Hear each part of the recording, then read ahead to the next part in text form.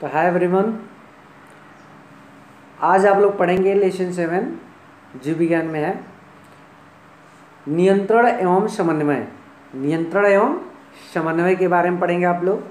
तो इसमें आपको ध्यान देना है कि नियंत्रण एवं समन्वय क्या होता है। Control and coordination. Coordination, control and coordination, जिसको इंग्लिश में बोलते हैं नियंत्रण एवं समन्वय।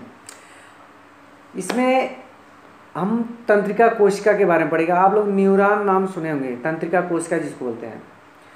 ये इसका मेन काम होता है संदेश संवहन की संरचनात्मक एवं क्रियात्मक इकाई है। ये संदेश भेजने की सबसे महत्वपूर्ण इकाई है। ये क्या, न्यूरॉन, जिसको हम लोग तंत्रिका कोशिका बोलते हैं। ठीक है। और एक और होता है केंद्रीय तंत्रिका तंत्र।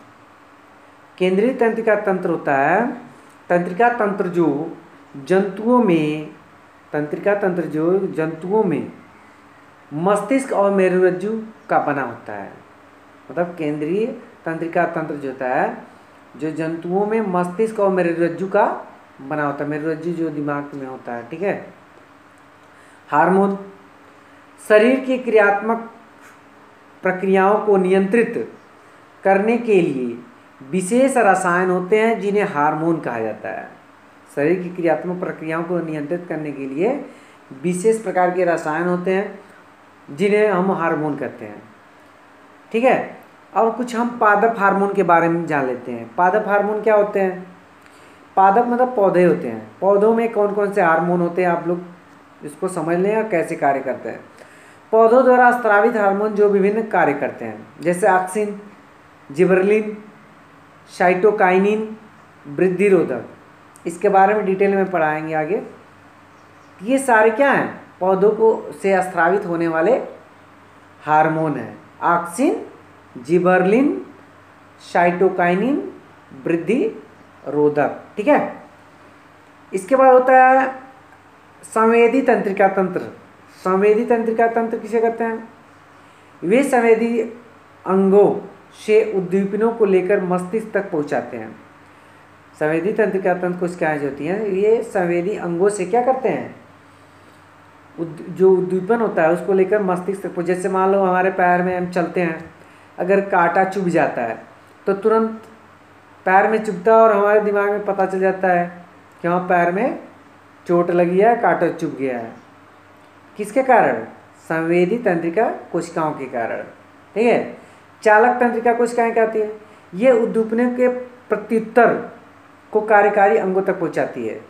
मतलब चालक तंत्रिका कोशिकाएं होती है जो हमारे शरीर के अंदर, वो जो भी उद्दीपन होता है, जैसे मान लीजिए हमारे शरीर में चोट लगा तो चोट लगने के बाद वो क्या करती है, वो हमारे अंगों तक, जो भी कार्य करने वाले अंग है वहाँ तक उसको उद्दीपन को पहुँचाती है, जिसको बोलते हैं चालक तंत्रिका कोशिकाएं। अंतःस्रावी ग्रंथियाँ क्या होती हैं, नलिका विहीन ग्रंथियाँ जो हार्मोन स्रावित करती हैं उसको अंतःस्रावी ग्रंथियाँ कहते हैं। ठीक है। डेंड्राइट्स, डेंड्राइट्स क्या होता है, तंत्रिका कोशिकाओं के कोशिकाएं बहुशाखी प्रवर्ध को हम डेंड्राइट्स कहते हैं। डेंड्राइट्स कहा जाता है। एक्सोन, मस्तिष्क, ये सब क्या है, संवेदनशील अंग होते हैं, बहुत ही कोमल और संवेदनशील अंग होते हैं। एक्सोन जो होता है तंत्रिका कोशिका का बहुत अधिक लंबा वो अशाखी प्रबंध होता है, मतलब हमारे शरीर में एक जाल की तरह फैला होता है। अंतःस्रावी ग्रंथियाँ क्या होती हैं, शरीर में, मनुष्य के शरीर में अंतःस्रावी ग्रंथियाँ क्या होती हैं। अंतःस्रावी ग्रंथियाँ होती है थायराइड, पेनक्रियाज, एड्रिनल, पीयूष, अंडाशय आदि अंतःस्रावी ग्रंथियाँ होती हैं। मस्तिष्क के कितने भाग होते हैं, आप लोगों को पता है मस्तिष्क के कितने भाग होते हैं। मस्तिष्क के 3 भाग होते हैं। मस्तिष्क के 3 भाग होते हैं। पहला क्या होता है, अग्र मस्तिष्क, दूसरा क्या होता है अनुमस्तिष्क, और तीसरा होता है प्रमस्तिष्क। ठीक है।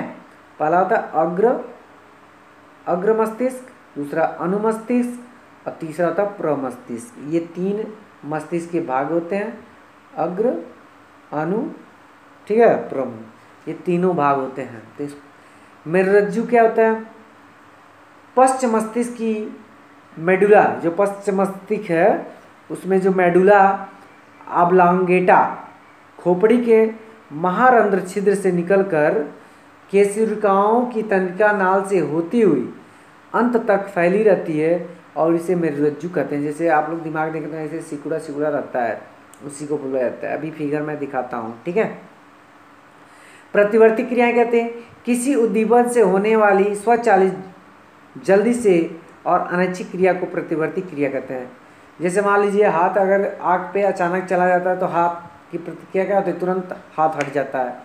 पैर में कांटा चुभता है, कटता है किसी चीज़ से, तुरंत पैर हट जाता है। ये सब क्या है, प्रतिवर्ती क्रियाएं हैं।